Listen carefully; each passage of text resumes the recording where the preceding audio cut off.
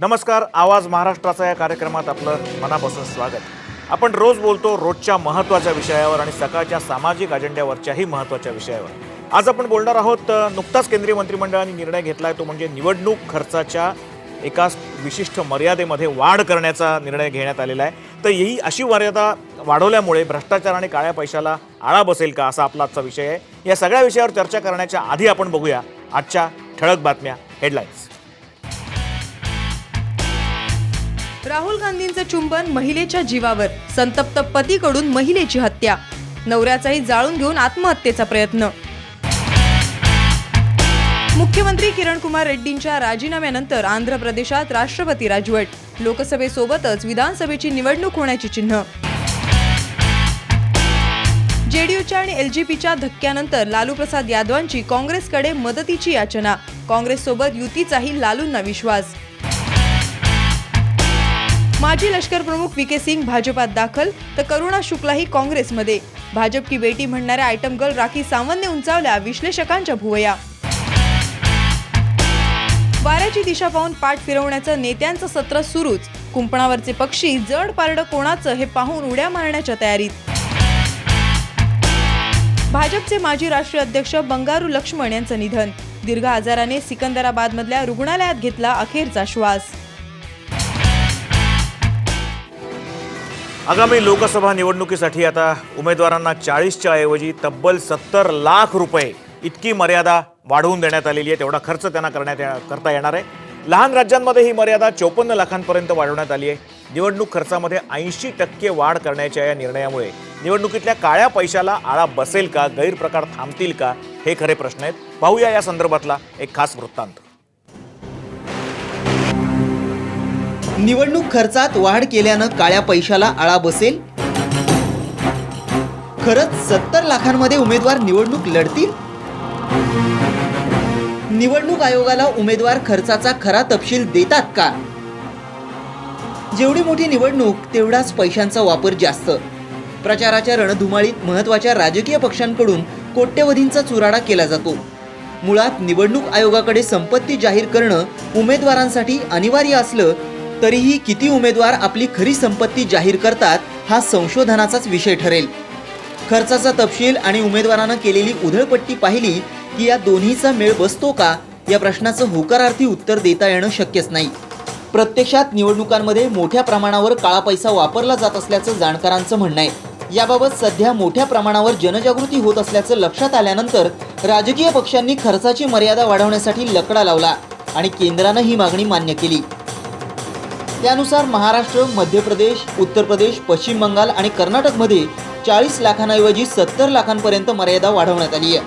तर गोव्यात निवडणूक खर्चाची मर्यादा 22 लाखांवरून 54 लाख इतकी करण्यात आली आहे. ईशान्येकडील राज्यात निवडणूक खर्चाची मर्यादा 27 ते 35 लाखांवरून 54 लाख रुपये करण्यात आली आहे. तर केंद्रशासित प्रदेशात 40 लाखांवरून 70 लाख रुपये निवडणूक खर्चाची मर्यादा असेल.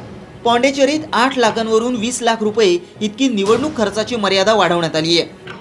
निवडणूक काळात उमेदवारांना आपल्या मतदारसंघात मतांचा जोगवा मागताना पैशांचं पाठबळ कमी पडणार नाही याची काळजी निवडणूक आयोगानं घेतलेली दिसते.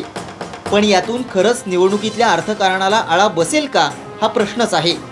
निवडणूक काळात उमेदवारांकडून होणारी पैशांची उधळपट्टी पाहिली तरी खर्चाची मर्यादा वाढवून ही उधळपट्टी थांबेल का हे सांगणं जरा कठीणच आहे. ब्युरो रिपोर्ट, साम टीव्ही. जरी खर्चाची मुदत वाढवून दिली, त्याची मर्यादा वाढवून दिली, तरी काळ्या पैशाच्या वापराला आळा बसेल का, गैरप्रकार थांबतील का, हा खरा प्रश्न आहे. आणि याच विषयावर आज आपण बोलणार आहोत. आपल्याकडे बोलण्याकरता आज आपण ज्या पाहुण्यांना बोलवलेलं आहे, नामवंतांना बोलवलं आहे, त्यांची आपण ओळख करून घेऊयात. सगळ्यात पहिल्यांदा मुंबई सकाळचे कार्यकारी संपादक पद्मभूषण देशपांडे आपल्याबरोबर आहेत. देशपांडे, आपलं स्वागत या कार्यक्रमात. कांताताई नलावडे आहेत, भाजपच्या प्रवक्त्या, राजकारणाचा प्रदीर्घ अनुभव आहे, राज्य पातळीवरचा, राष्ट्रीय पातळीवरचा सुद्धा आणि निवडणुकांचा सुद्धा. आपल्याला आठवत असेल बारामतीमधूनही त्यांनी निवडणूक लढवलेली होती. आणि एकूणच या सगळ्या मर्यादांच्या बाबत बोलण्याकरता आज ते आपल्याकडे आलेले आहेत. त्याचबरोबर आपल्याबरोबर आहेत रवी श्रीवास्तव, आम आदमी पक्षाचे नेते. आपल्याला आम आदमी पक्षाबद्दल रोजच त्यांची मतं घ्यायला लागतात, कारण रोजच नवीन नवीन याद्या, नवीन नवीन धक्कादायक धोरणं आम पक्षाकडनं आपल्याला ऐकायला मिळतात. त्यामुळे रवी श्रीवास्तवांना आपल्याला बोलून त्यांची मतं या विषयावर घ्यायची आहेत. आपल्याबरोबर श्रीमंत माने आहेत, कार्यकारी संपादक सकाळच्या उत्तर महाराष्ट्र आवृत्तीचे. श्रीमंत, आपल्या कार्यक्रमात स्वागत. त्याचबरोबर आपल्याबरोबर काही काळातच येणार आहेत चर्चेमध्ये राजू वाघमारे, मुंबई काँग्रेसचे प्रवक्ते, आणि या सगळ्यांशी आपण आता बोलणार आहोत. ते या काळ्या पैशाच्या वापराला आळा बसेल का ही मुदत मर्यादा वाढवून दिल्यामुळे, याच्याविषयी आपण बोलणार आहोत. सर्वात प्रथम पद्मभूषण देशपांडे आपल्याकडे येतो की कोणत्याही परिस्थितीमध्ये ही मर्यादा वाढवली गेली पाहिजे अशा प्रकारांनी आपल्याला सांगितलं जात होतं, तर याची कारणं नेमकी काय होती? नाही, मुद्दा असा होता की प्रत्यक्षामध्ये वास्तवामध्ये निवडणुकीचा जो खर्च आहे हा खर्च अफाट आहे हे आपल्या सगळ्यांनाच माहिती आहे. म्हणजे अगदी सामान्य माणसापासून ते जो निवडणूक लढवतो, वेगवेगळ्या पक्षांचं नेतृत्व करतात, तिथपर्यंत सर्वांना ही गोष्ट मान्य आहे. निवडणुकीचा खर्च दिवसेंदिवस वाढत चाललेला आहे, कारण कार्यकर्ता नावाची गोष्ट संपत चाललेली आहे. प्रत्येक गोष्ट ही आता कंत्राटावर द्यावी लागते, आणि निवडणुका जेव्हा कंत्राटावर यायला लागल्या तेव्हा आपोआपच त्याचा खर्च वाढला. निवडणूक आयोगाने जेव्हा खर्चावरती मर्यादा घातली त्यामुळे सगळ्यात मोठा प्रश्न असा निर्माण झाला की जेव्हा सुरुवातीला म्हणजे पहिल्यांदी जो काही खर्च दिला जात होता, दिला जात नव्हता, असं दोन्ही प्रकार होते, त्याबद्दल काही फार काटेकोर कोणी पाळत नव्हतं.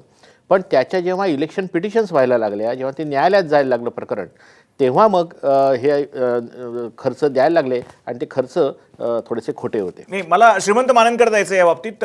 श्रीमंत माने, आपल्याला आठवत असेल की जेव्हा शेषन यांनी अशा प्रकारे काही निवडणुकांच्या डिसिप्लिनसाठी किंवा शिस्तीसाठी गोष्टी केल्या होत्या, तेव्हा प्रचंड एक धक्कादायक वातावरण निर्माण झालेलं होतं. त्याच्यानंतर आजपर्यंत जे बदल झाले त्याच्याकडे तुम्ही कसं बघता? म्हणजे त्यावेळेला तर आचारसंहिता लागू झाली, त्यावेळेला देशभर खळबळ उडालेली होती. नाही, आपल्याकडं ठरलेल्या व्यवस्थेमध्ये जी काही बंधनं घालून दिलेली आहेत त्याच्यामध्ये ती निवडणूक पार पाडावी यासाठी इलेक्शन ऑब्झर्वर्स असतात. ते ऑब्झर्वर्स ज्या पद्धतीनं तिथल्या एकूण राजकीय जे काही प्रचार चाललेले आहेत त्या प्रचारावरती जसं लक्ष ठेवण्यासाठी असतात, तसेच आर्थिक तिथं जे काही उलाढाली होतात विशेषतः खर्चाच्या संदर्भातले, तर त्याचे एक फायनान्शियल ऑब्झर्वर्ससुद्धा इलेक्शन कमिशनकडून नेमले जातात. पण आत्ता जसं पद्मभूषण देशपांडेंनी सांगितलं तसं की मुळात ते खर्चाच्या मर्यादाच इतक्या कमी होत्या, आणि 10-10 लाखाच्या मतदारसंघांमध्ये ज्यावेळेला त्या उमेदवारांना ज्यावेळेला प्रचारासाठी फिरावं लागायचं त्यावेळेला ती खर्चाची मर्यादा ते म्हणजे गंमत होती.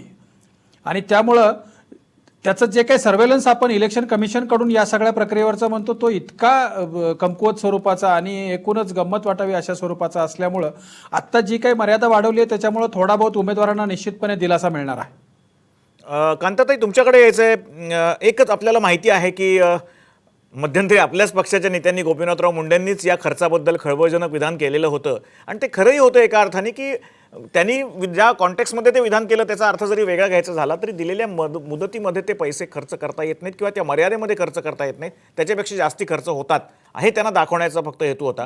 आपल्याला काय वाटतं, राजकीय पक्षांचे कार्यकर्ते म्हणून आपण बरेच वर्ष काम करत असतो, बऱ्याच लोकांपर्यंत कमी वेळात पोहोचायचं असतं, त्याच्यामध्ये खर्चाची मर्यादा ही पुरेशी पडते का? खरं म्हणजे मुळातच आधी 40 लाख ही जी मर्यादा होती ही फारच म्हणजे अल्प होती. फसवी म्हणायला हरकत नाही की 40 लाख, परंतु ती खरं फसवी होती.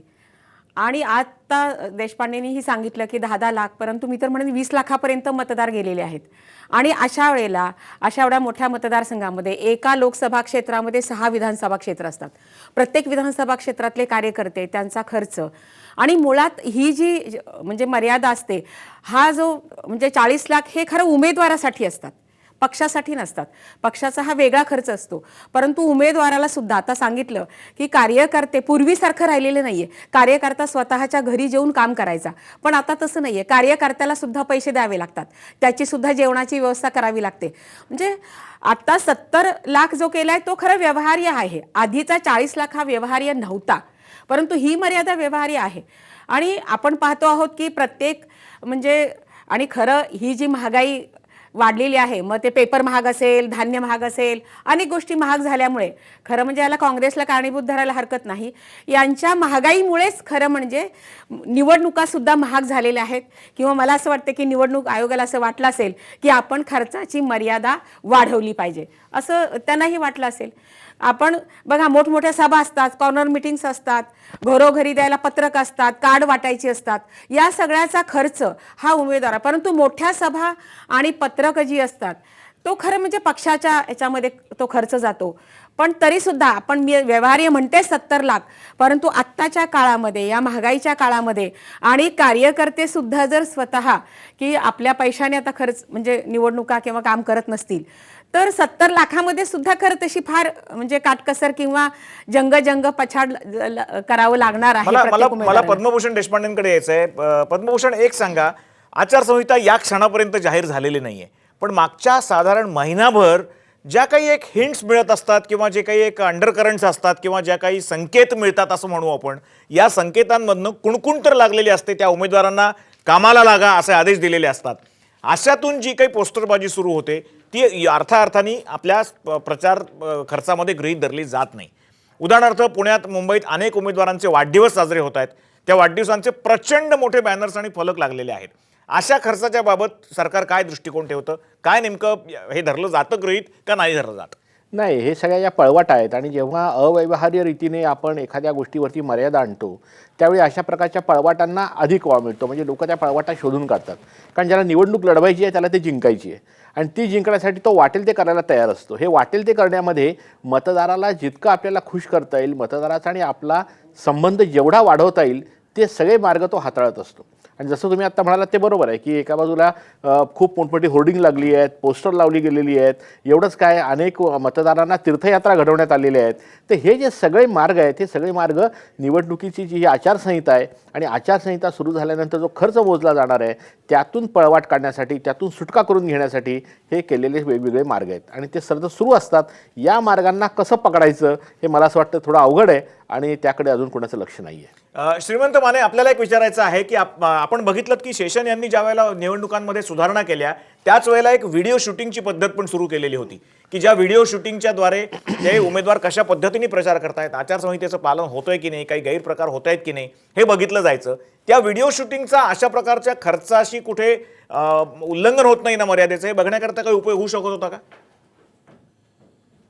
विषय तो वेगळा विषय तो नाही होत होता. त्याचं कारण असं आहे की एकूण प्रशासकीय यंत्रणा आणि सगळे उमेदवार हे सगळेजण मिळून की आपण जो काही खर्च करतो आहोत तो खर्च त्या मर्यादेत कसं बसवायचा याच्यावरच जास्त काम करत होते. आणि त्यामुळं आत्ता ज्या मुद्द्यांवरती आपण बोलतो आहेत की काळ्या पैशाचा वापर कमी होईल का किंवा बाकी, तर मुळात उमेदवाराचा खर्च निवडणुकीवरचा आणि काळ्या पैशाचा वापर या दोन स्वतंत्रपणे गोष्टी आहेत.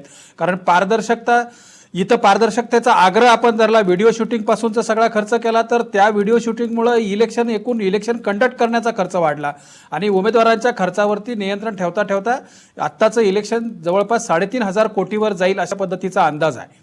आणि त्यामुळं हे याचा काही फारसा उपयोग झालेला दिसत नाही. खरं तर पारदर्शकता आणि काळ्या पैशाचा वापर रोखण्यासंदर्भातल्या उपाययोजना खूप वेगळ्या आहेत. ती पारदर्शकता जी आहे ती पक्षाच्या पातळीवरती आहे आणि त्याच्यासाठी कुणीही अपवादात्मक, आत्ता ज्याचा तुम्ही उल्लेख केला की आता आम आदमी पक्षाची एंट्री झाल्यानंतर एकंदर सगळ्या राजकीय वर्तुळांमध्ये अशा पद्धतीचे एक वातावरण निर्माण झालं की आता आपल्याला थोडंसं हे वाढवल्याशिवाय जमणार नाही.